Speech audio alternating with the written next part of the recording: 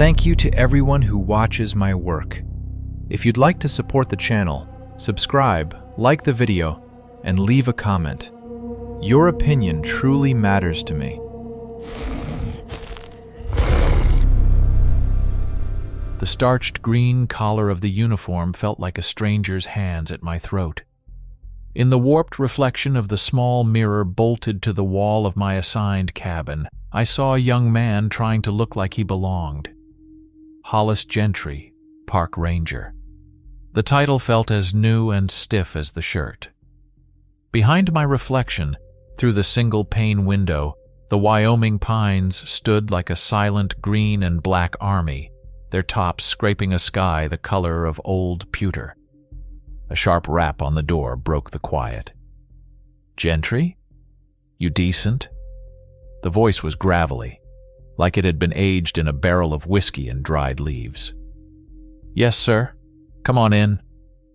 The man who entered had to duck his head to clear the doorframe. He was tall and lean, built from the kind of wiry muscle you only get from a life spent walking uphill. His face was a topographical map of deep lines and sun-weathered skin, and when he extended a hand, his grip was like shaking hands with a piece of granite. "Vernon Pike, welcome to Yellowstone. Don't call me sir. Around here, the only thing that deserves that title is a grizzly with cubs."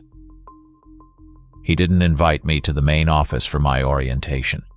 Instead, he led me to a beat-to-hell Ford Bronco, its forest green paint scarred with 100 stories. He leaned against the hood, which was still warm from the engine, and gestured with a thumb toward the horizon. "That's your office. All 2.2 million acres of it." Ominous, bruised-looking clouds were gathering over the distant peaks of the Gallatin Range.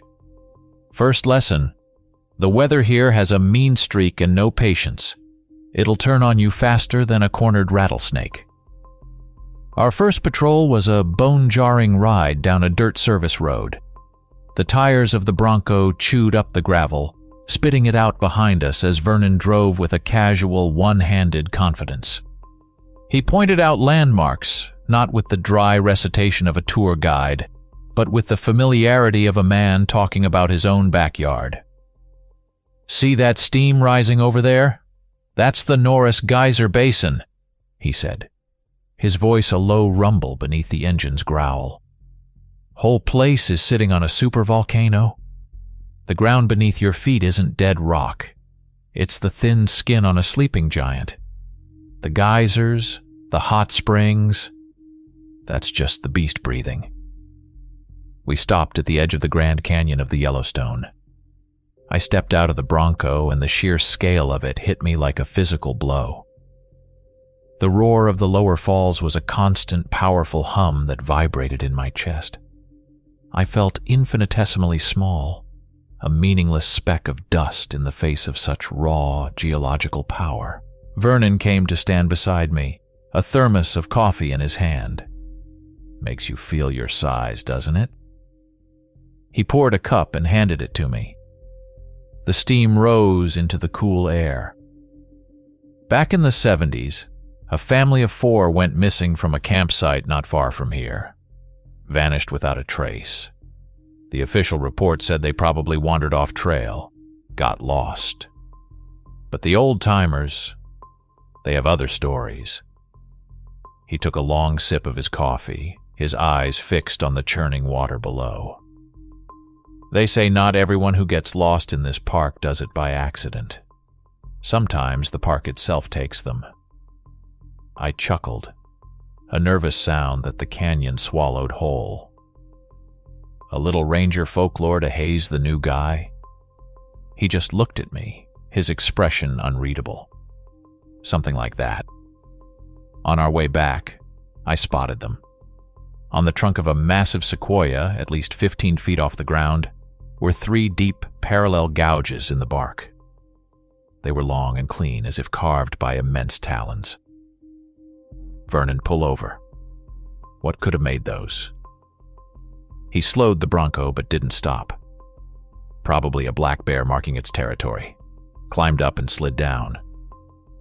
15 feet up, I pressed. And the marks look like they're going up, not down. Plus, they're too far apart for a bear's claws.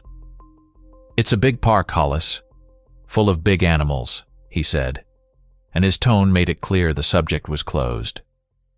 He turned up the volume on the radio, and we drove the rest of the way in silence. Back at the station, the evening routine was a checklist of mundane tasks. Logging the patrol, cleaning our gear, checking the radio equipment. A thick static hissed from the main console's speaker.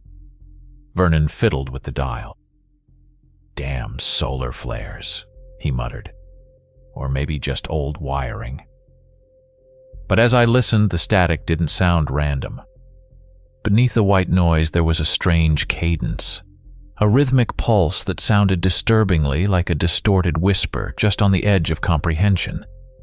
As dusk fell, Vernon headed home, leaving me with the final watch from the fire tower on Mount Washburn. I climbed the metal steps, the world shrinking below me. The setting sun bled across the western sky, painting the undersides of the storm clouds in shades of crimson and deep orange. The entire forest looked like it was drenched in arterial blood. I raised the tower's heavy-duty binoculars to my eyes, scanning the tree line as I'd been instructed. And then I saw it. At the edge of a meadow, maybe a mile away, a figure emerged from the deep shadows of the pines. It wasn't a bear or an elk. It was tall, impossibly lean, and it moved with a liquid grace that was utterly wrong. It wasn't the loping gait of an animal, nor the measured stride of a person. It glided over the uneven ground, a swift, dark shape against the dying light. Before I could get a clear focus, it melted back into the forest, disappearing as if it were never there at all. I lowered the binoculars, my heart hammering against my ribs. The bloody sunset suddenly felt a lot less beautiful and a lot more like a warning. A few weeks drifted by, and the rhythm of the park began to seep into my bones.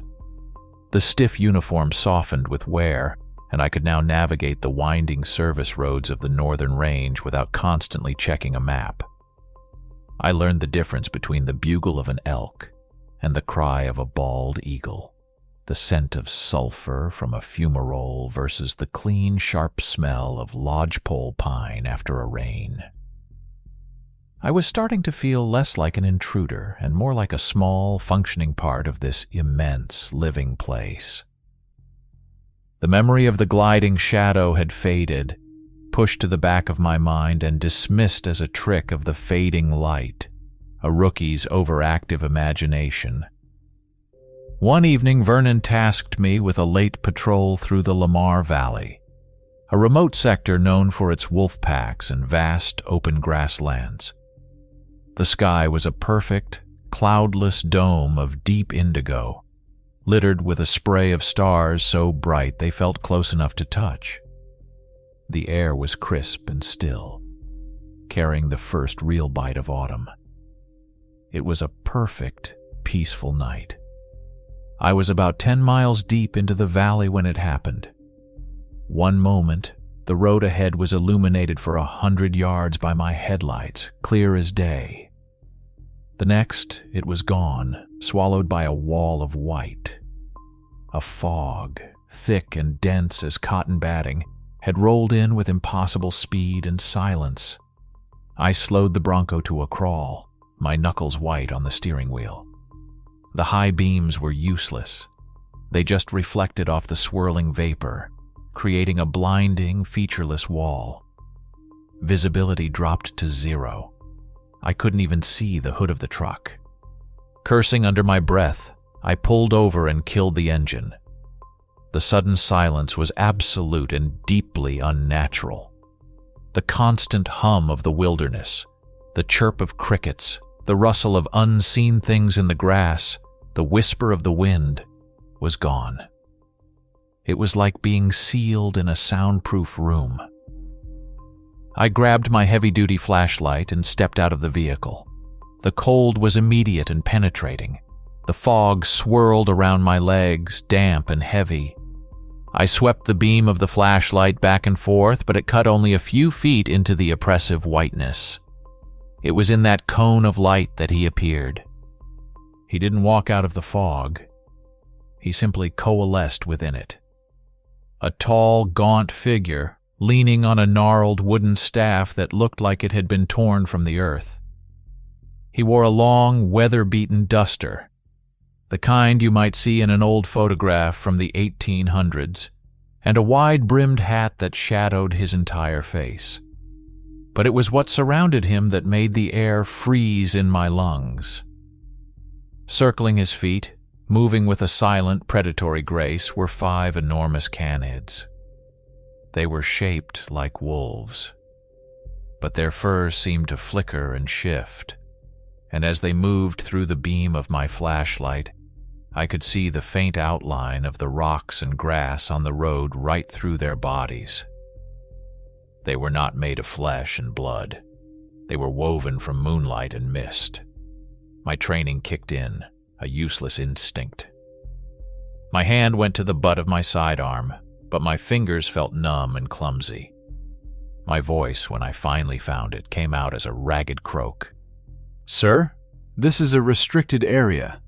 Are you all right? Do you need assistance?" The figure didn't move for a long moment.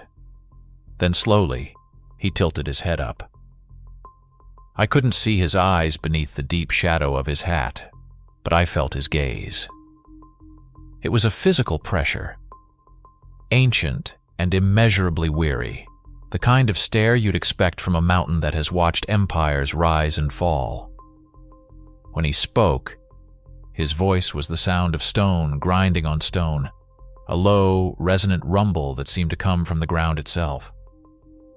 "The hour is nigh," he said, the words archaic and heavy. "Be vigilant." And then, as suddenly as it had appeared, the fog was gone. It didn't roll away or dissipate. It vanished, like a curtain being yanked from a stage. I stood alone on the empty road under a brilliant, star-filled sky. The shepherd, his spectral wolves, the unnatural silence, all of it was gone. I swept the flashlight beam across the asphalt. There were no footprints, no paw prints. There was nothing but the dark, empty road and a profound, bone-deep cold that had nothing to do with the autumn air. I scrambled back into the Bronco, my hands shaking so badly I could barely fit the key into the ignition. I don't remember the drive back to the station. It was a blur of adrenaline and disbelief, my mind replaying the scene in the fog on an endless loop. I burst into the ranger station's common room, the door slamming against the wall. Vernon was sitting at the central table, methodically cleaning a 30 by 06 rifle, a half-empty mug of coffee beside him. He looked up, his expression of mild annoyance instantly dissolving when he saw my face. "Hollis? What in God's name happened to you? You look like you've seen a ghost." "Worse," I gasped, my chest heaving. I stumbled over to the coffee pot, my hands shaking so violently that I sloshed hot liquid onto the counter as I poured. I leaned against it, trying to catch my breath, and the words tumbled out. The sudden fog, the unnatural silence, the tall figure with his staff, the translucent wolves, the voice that sounded like shifting rock.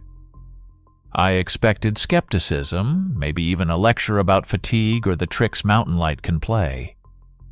Instead, as I spoke, every trace of color drained from Vernon's weathered face, leaving it a pale ashen gray. The lines around his eyes seemed to deepen, etched with a gravity I had never seen before. He put down the rifle part he was holding, the metallic sound unnaturally loud in the quiet room. Without a word, he stood up, walked to the main door, and slid the heavy deadbolt into place. He then went to the window and pulled the blind shut, plunging the room into a dim, conspiratorial twilight lit only by a single desk lamp. The atmosphere shifted from a cozy ranger station to something else entirely. something tense and clandestine. "Describe him again," Vernon said, his voice low and urgent. "And the animals. Exactly what you saw." I did, my own voice trembling. When I finished, he sank back into his chair, running a hand over his face. "The shepherd," he whispered, the name itself sounding like a forbidden prayer. "He's not a ghost, Hollis. He's older than that. Older than this park. Older than the mountains. He's the guardian. A barrier." "A barrier? Between what?" "Between this world," Vernon said, tapping a finger on the solid oak table, "and what the old tribes called the lower lands. A place that isn't supposed to touch ours." He leaned forward, his eyes boring into me. "My mentor, the ranger who trained me 30 years ago, he saw him once. Right before the Hebgen Lake earthquake in '59. An encounter like yours is a harbinger. A warning that the barrier is weakening." He paused, his gaze distant. "But when he saw him, the shepherd only had 2 wolves with him. You saw 5. My blood ran cold. Before I could ask what that meant, Vernon was moving again, heading for the secure communications room. I followed him, watching as he unlocked a heavy steel door and went to the encrypted radio console. He wasn't calling a supervisor or park headquarters. He keyed in a frequency that wasn't on any of our official charts. A clipped professional voice answered after a single burst of static. "This is Watchtower.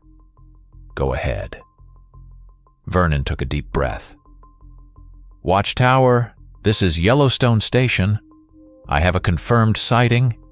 The shepherd walks the Lamar." There was a half-second of silence on the other end, but it was a silence charged with immense weight. The entire tone of the exchange changed. The board operator was gone, replaced by someone sharp and alert. "Understood, Yellowstone.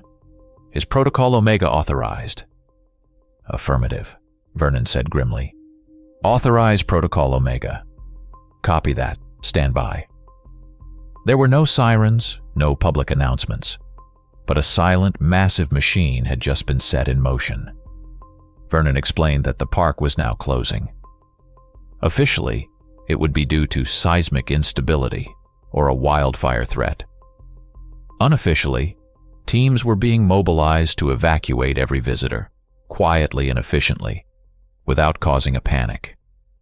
I stood there, stunned by the speed and scale of the response. This wasn't some local legend or spooky campfire story. It was a recognized, classified threat with a designated protocol. The people in charge knew. They had always known. Our job, Vernon told me, was to sweep the back country. We had to find the off-grid campers, the hardcore hikers who had switched off their phones and GPS and were completely unaware. He walked over to a large personal locker in the corner of his office, one I'd always assumed held fishing gear. He worked a combination lock and swung the heavy door open. Inside, it wasn't fishing rods. He bypassed our standard-issue service pistols and pulled out a massive silver revolver that looked like a cannon. It was a .44 Magnum, but heavier, custom-made. He broke it open and took out a box of ammunition. I saw that the brass casing of each bullet was meticulously engraved with a small, complex symbol, like a knot of thorns. He handed me a similar revolver and 2 speed loaders. "These work better than standard rounds," he said, his face set like stone. "Let's go. We've got campers to find before nightfall. And before they do." We plunged into the deep woods, leaving the relative safety of the Bronco behind. The forest, which had felt like my office just hours before, now seemed alien and hostile. The familiar trails were menacing, and the gnarled branches of the lodgepole pines clawed at our uniforms like skeletal fingers. A heavy silence pressed in, a palpable weight that muffled the sound of our own footsteps. The air grew thick and heavy with an odor I couldn't place, a foul cocktail of sulfur, damp, rotting leaves, and something else. Something metallic and sharp that left a sour taste at the back of my throat. After an hour of hard hiking, we found the first campsite.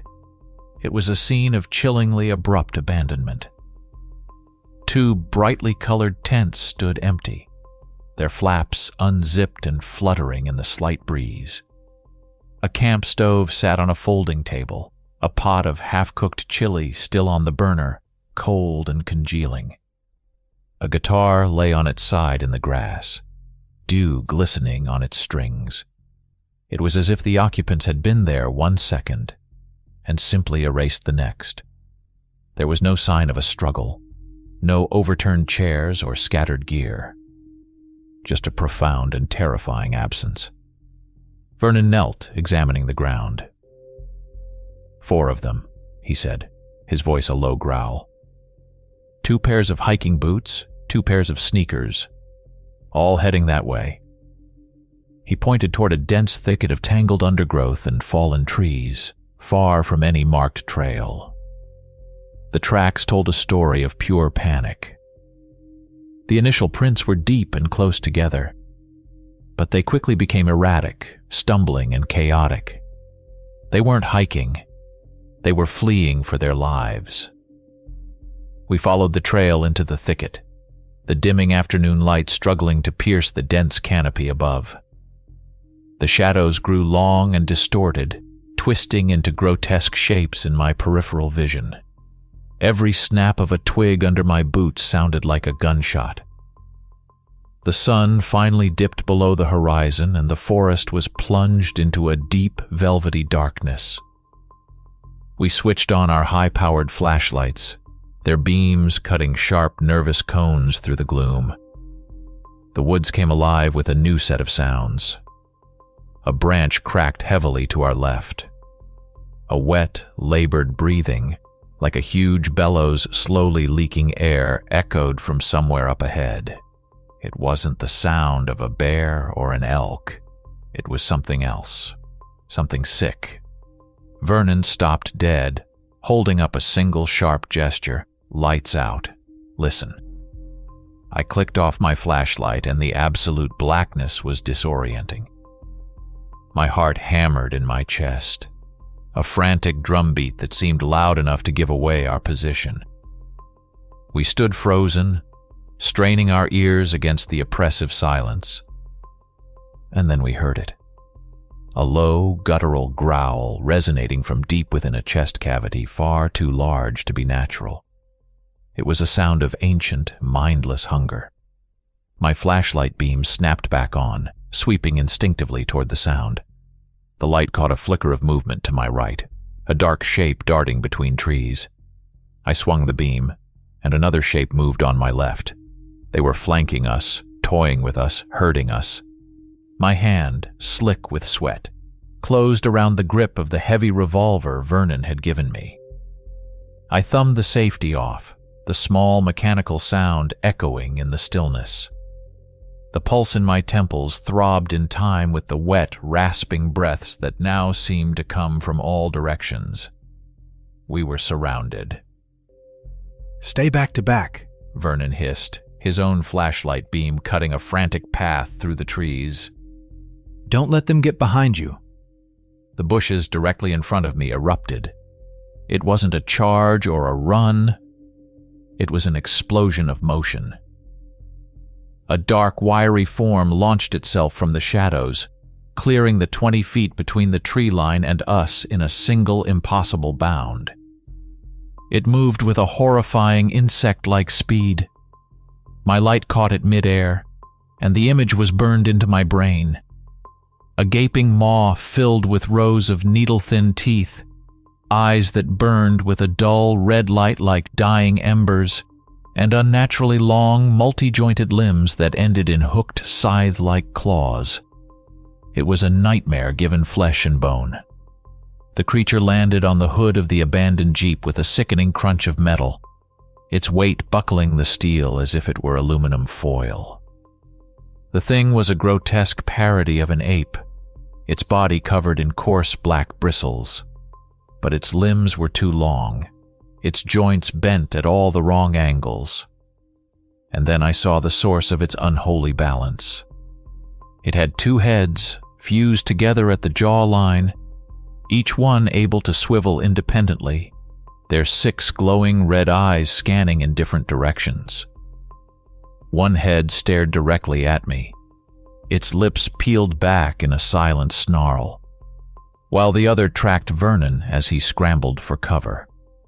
Vernon fired first. The big revolver boomed, the sound of physical concussion in the enclosed space of the forest. The engraved bullet struck the creature in its left shoulder. It didn't roar in pain.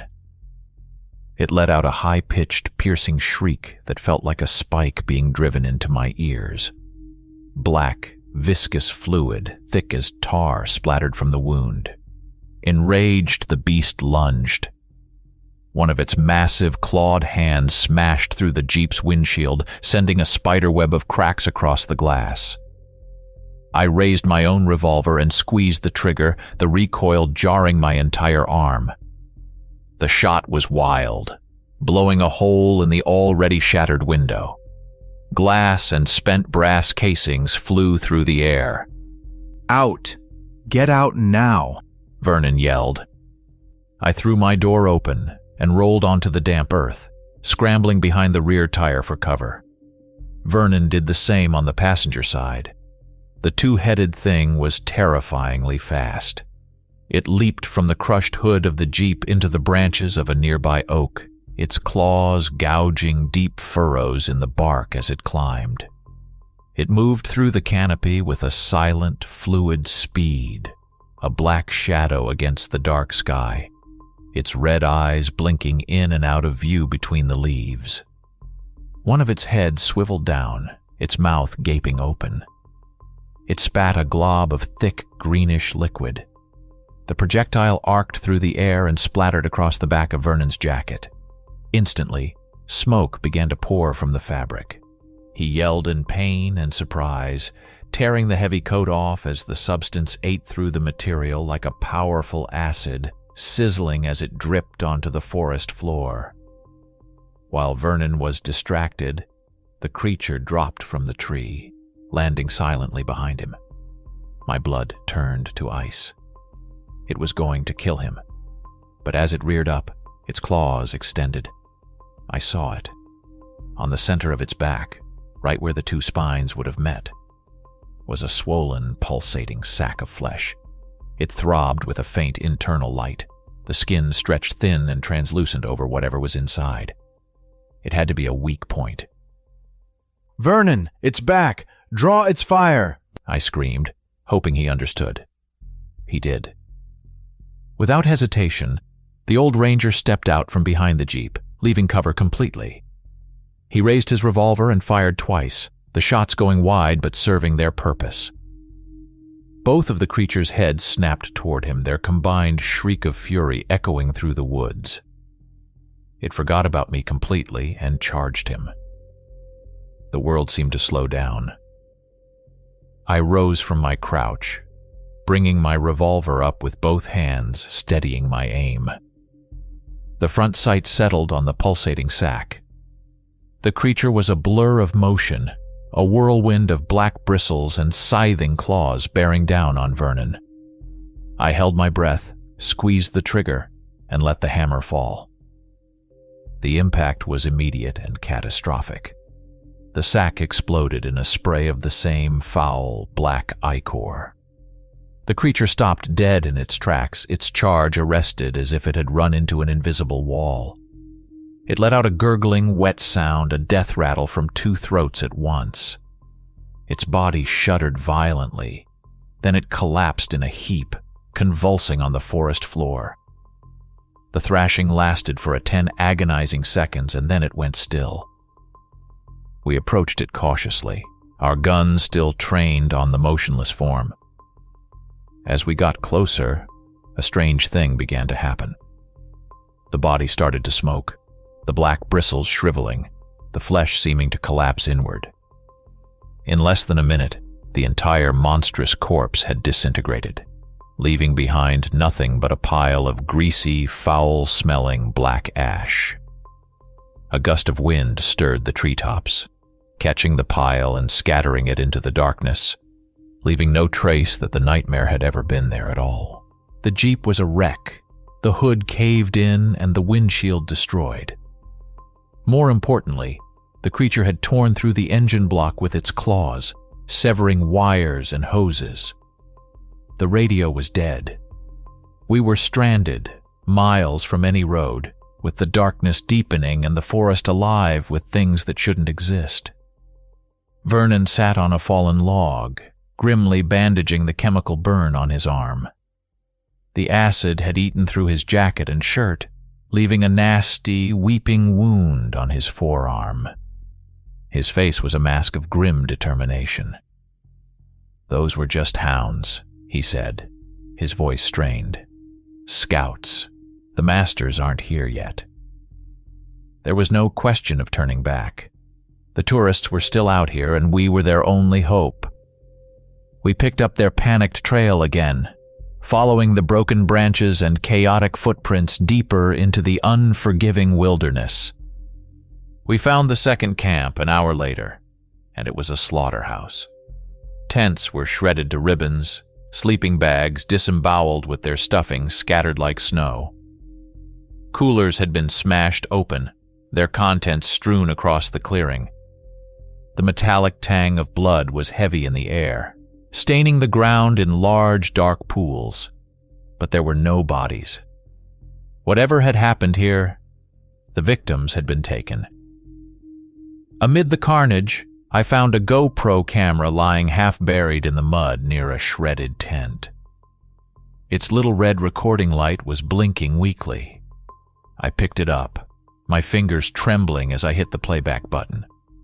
The small screen flickered to life.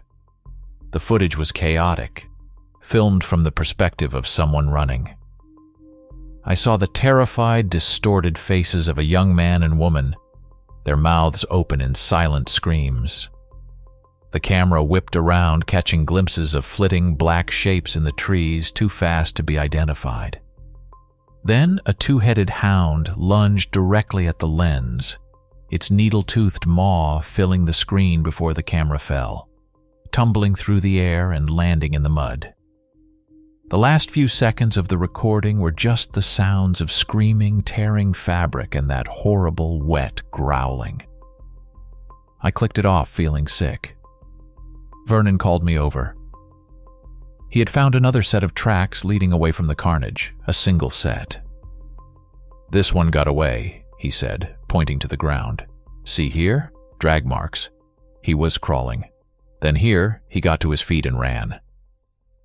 The trail of a lone survivor headed towards a series of rocky crags to the north. Hope, thin and fragile, flickered within me. We pushed on, the feeling of being watched more intense than ever. It felt like the trees themselves were turning to track our progress, their branches like 1,000 silent, judging eyes. We found a scrap of a flannel shirt caught on a thorn bush, stiff with dried blood. We were getting close. Then we heard it. A scream ripped through the night. It wasn't a cry of surprise or a shout of anger.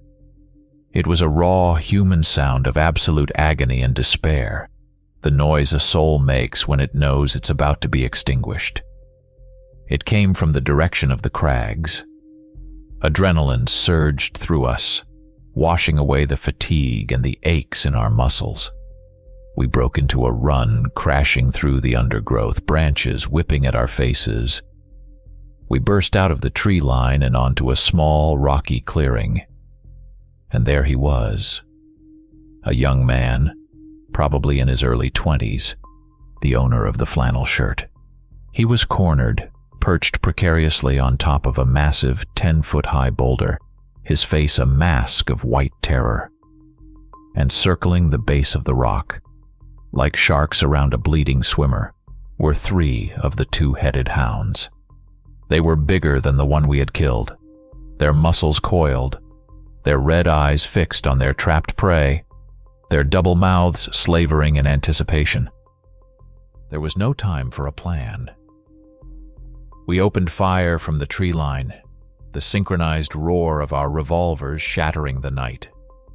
The element of surprise was on our side. The 3 hounds spun around, their 6 heads swiveling to locate the new threat, their prey on the rock momentarily forgotten. One of the beasts, enraged, ignored us. It coiled its powerful legs and launched itself into the air, a black projectile aimed directly at the terrified tourist on the boulder. It was an impossible shot, a moving target in the dark, but Vernon was a master. He raised his revolver, tracked the arc of the leap, and fired. The bullet caught the hound in the chest mid-flight.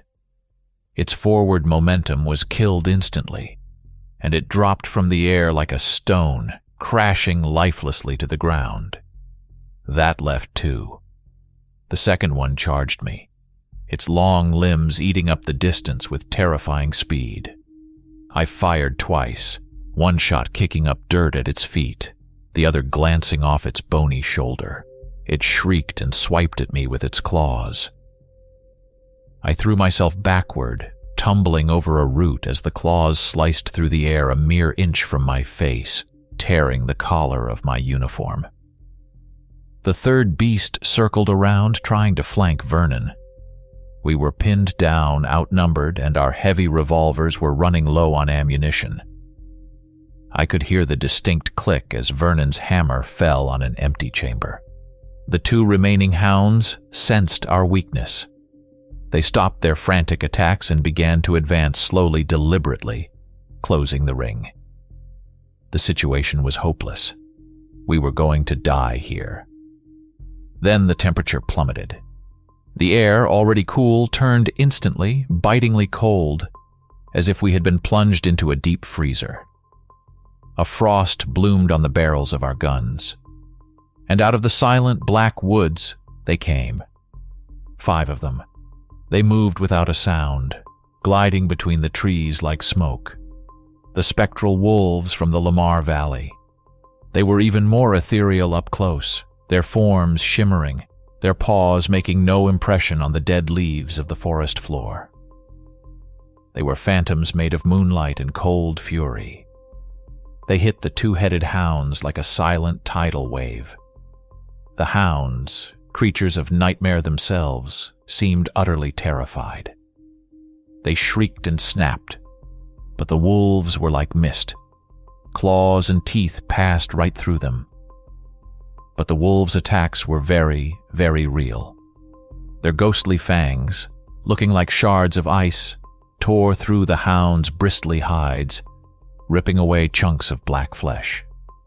The hounds howled in agony, a pain that our bullets had failed to inflict. A figure stepped out of the trees behind the spectral pack. It was the shepherd. He moved with an unhurried, implacable grace. He raised his gnarled staff high above his head and brought it down, striking the hard-packed earth of the clearing. There was no sound, but a visible ripple of force expanded from the point of impact, a shock wave that threw the remaining 2 hounds off their feet. They tumbled through the air, landing in a heap. Before they could recover, the pack was upon them. It was a silent, brutal slaughter. The phantom wolves tore the demons apart, piece by piece, until their bodies dissolved into the same foul black ash as the first one. The clearing fell silent. The tourist on the rock had slumped over, passed out from terror. The spectral wolves circled the shepherd once, then faded back into the trees, dissolving into nothing. The shepherd stood alone, his face still hidden in shadow. He didn't speak. He simply raised his staff and pointed it to the northwest, towards the distant steaming plains of the upper geyser basin. It wasn't a suggestion. It was a command. Then he too turned and walked back into the forest, his form merging with the shadows until he was gone. The cold dissipated as quickly as it had arrived. We stood there, breathing hard in the sudden warmth. In the far distance, I heard a sound that was both alien and blessedly familiar. The rhythmic thump, thump, thump of helicopter blades approaching. We scrambled up the rock, grabbed the unconscious tourist, and began our retreat. Getting the catatonic tourist through the woods was a nightmare, but the sound of the helicopters gave us a direction and a renewed sense of urgency. We broke through the final line of trees onto a paved park road and were met with a scene of overwhelming, sterile order. The road was blocked by a cordon of Humvees and military police in full combat gear. The entire area was bathed in the harsh white glare of portable floodlights, turning night into an artificial, shadowless day. Yellowstone National Park was under martial law. As soon as they saw us, a team of medics in full hazmat suits swarmed forward. They took the unconscious tourist from us without a word, strapping him to a gurney and whisking him away to a waiting ambulance. Vernon and I were immediately separated and escorted to a large, drab-green tent. They took our revolvers and told us to wait. A few minutes later, a man in a crisp, dark suit entered. He didn't look like a soldier or a park official. He had the bland, forgettable face of a career government man, but his eyes were sharp and missed nothing. He introduced himself only as an agent from the Bureau. He didn't waste time with pleasantries. He had us recount our story, separately. I expected disbelief, perhaps a psych evaluation. Instead, he listened with an unnerving calm, nodding occasionally as if we were confirming details in a report he'd already read. He wasn't surprised by the two-headed hounds or the dissolving bodies.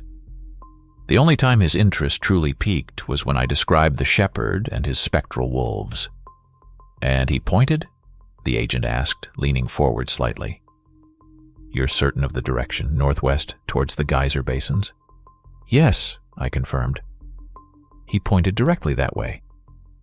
The agent made a note on a small pad, his face betraying nothing. It was then that I understood. They weren't here to save people. They knew about the creatures. They were here for the shepherd, or for whatever it was he was guarding. We were just loose ends. They released us from the tent with a polite but firm request to remain within the established perimeter. As we stepped back into the cold night air, Vernon grabbed my arm, his grip surprisingly strong. "Look," he whispered, nodding toward the main road. A convoy of heavy military trucks was assembling, soldiers loading crates of equipment and ammunition. But they weren't heading for the exits to evacuate anyone. They were heading deeper into the park, in the exact northwest direction the shepherd had indicated. "They're going to make it worse," Vernon said, his voice a low, grim rumble. "There's a place out there, off all the tourist maps. The old tribes called it the Ancient Altar. It's a place of power, and these fools are driving right for it with a truck full of explosives. We couldn't let it happen."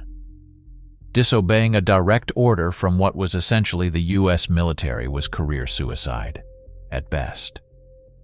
But our duty wasn't to them. It was to the park.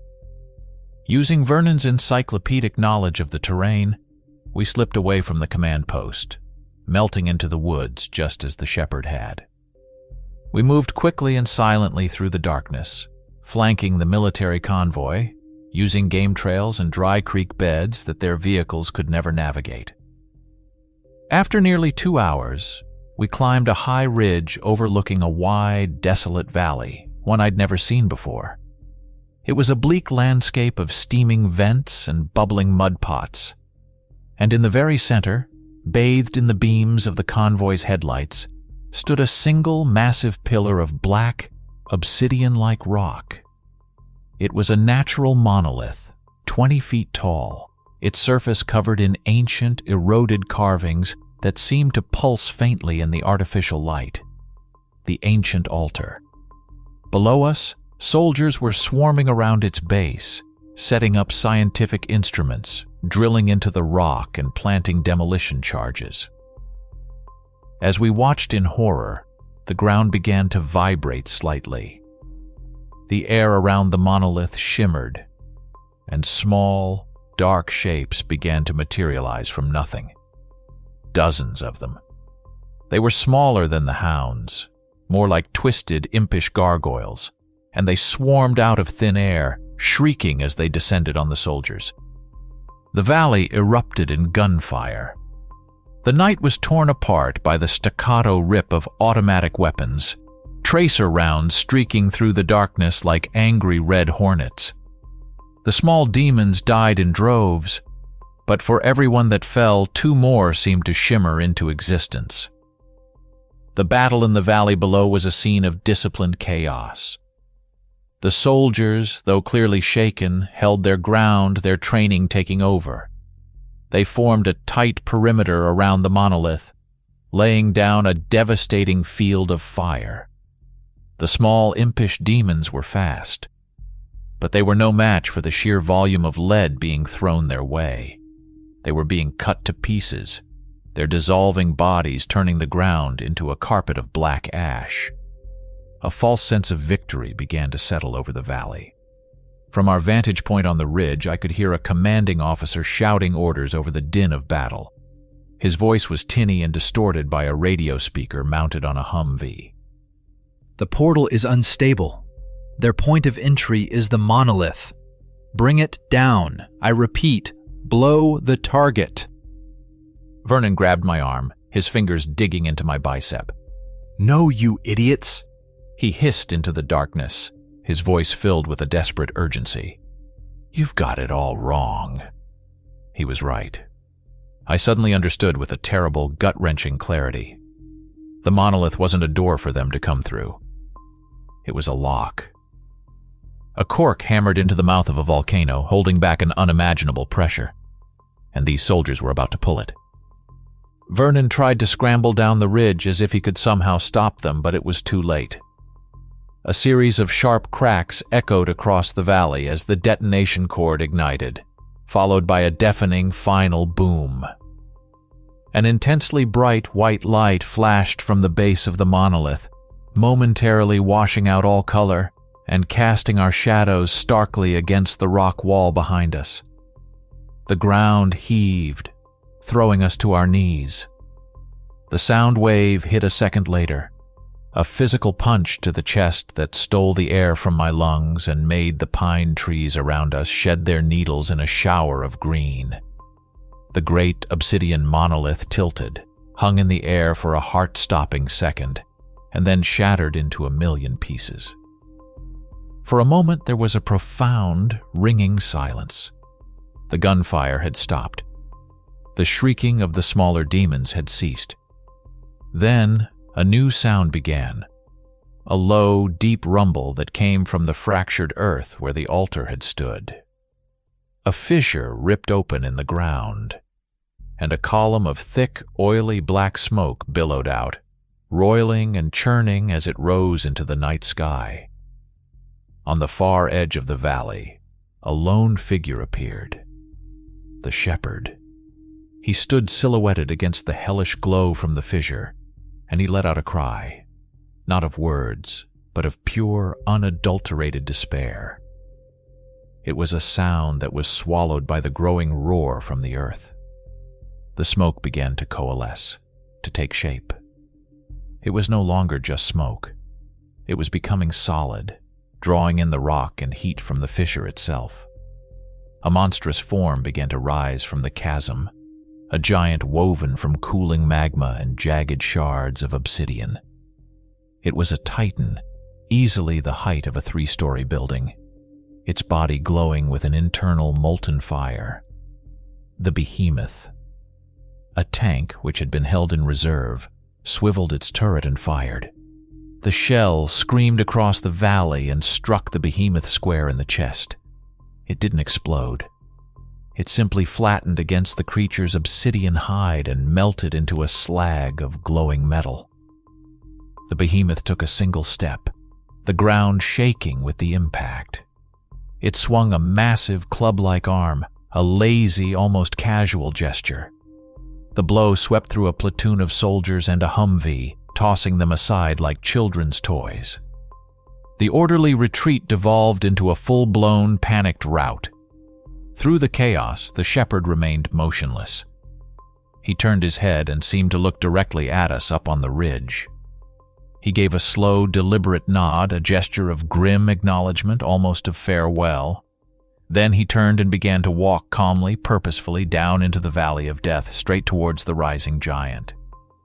The shepherd walked against the tide of fleeing soldiers, a solitary, determined figure moving toward the epicenter of the chaos. As he descended into the valley, the 5 spectral wolves materialized from the shadows around him, running at his heels. But they were changing. Their translucent forms began to solidify, to gain mass and weight. They grew in size until they were each as large as a grizzly bear, their ethereal fur becoming thick, silver pelts, their phantom claws becoming solid, obsidian talons that tore at the earth with every stride. Then, the shepherd himself began to change. He threw back his long duster, and a sound like a tree trunk splitting echoed across the valley. His body contorted, breaking and reforming with terrifying speed. Bones audibly snapped and lengthened, muscles swelled and tore through his skin, which was instantly replaced by a coat of thick silver fur that matched his wolves. He grew taller, broader, his human form melting away in a spasm of agonizing transformation. He wasn't becoming a simple wolf. He was becoming something older, more powerful, a monstrous, anthropomorphic beast, a perfect fusion of man and predator, with burning, intelligent eyes. He was the werewolf prime. With a roar that challenged the behemoth's own, the guardian launched himself forward. He covered the remaining 100 yards in 3 massive bounds, a silver blur of righteous fury. He leaped, crashing into the magma giant's chest with the force of a wrecking ball. The ground itself shuddered from the impact. The battle of titans had begun. The behemoth was raw power, but the guardian was speed and savage precision. He scrambled up the giant's body, his claws finding purchase in the cooling rock of its hide, dodging clumsy, molten swipes that would have vaporized him. His now corporeal wolves harried the giant's legs, their powerful jaws snapping at its magma-forged tendons, distracting it, creating openings. Down on the valley floor, the smaller demons, emboldened by their master's arrival, regrouped and began swarming toward the epic battle, seeking to overwhelm the guardian from behind. "We have to help him," I yelled to Vernon over the cacophony. We scrambled down the ridge, our engraved revolvers once again in hand. We weren't going to fight the giant, but we could run interference.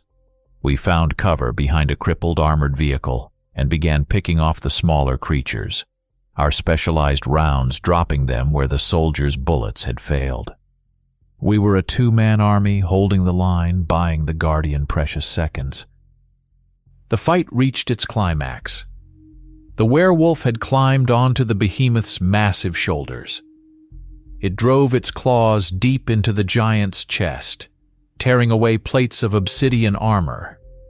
It was reaching for something inside. The behemoth roared, grabbing the guardian, its molten hand closing around the silver form. Sizzling smoke poured from the werewolf's fur as he was crushed, but he didn't relent. With one final, desperate heave, he ripped his arm free from the giant's chest. And in his clawed hand, he held a pulsating, white-hot sphere of energy, the behemoth's core. The giant froze. A final silent roar of disbelief seemed to emanate from its form. Then, with its power source torn from its body, it began to crumble, its molten lifeblood cooling and hardening. It collapsed into a mountain of inert smoking rock and obsidian shards. The werewolf dropped to its knees, heavily wounded, its body smoking from the giant's grip. It slowly, painfully, began to shrink, its form shifting back to that of the tall, gaunt man, the shepherd. He was burned, bleeding, and utterly exhausted. The silver wolves, now spectral once more, gathered around him protectively. The surviving military forces started to advance, their weapons trained on the lone figure. But the shepherd simply raised a hand, and they all stopped, frozen by the sheer power in his weary gaze. He looked past them, his eyes finding me and Vernon. His voice, though quiet, carried across the ruined valley, filled with a grim prophecy. The barrier is broken. They will return. Be ready. Then he turned and, with his ghostly pack at his side, limped into the darkness of the forest, dissolving into the pre-dawn mist. The official story is that Yellowstone is closed indefinitely for geological surveys and reconstruction, following a series of violent, localized earthquakes. Vernon and I are still here. We stand on a ridge overlooking the valley of cooled rock, the gray sky pressing down on us. The tourists are gone, the soldiers have pulled back to the perimeter, and the park is silent. But we know it isn't empty. Our job isn't about giving tours or stopping poachers anymore. The barrier is broken. The guardian is wounded, and we are the only ones left to watch the last stand. Our work has just begun,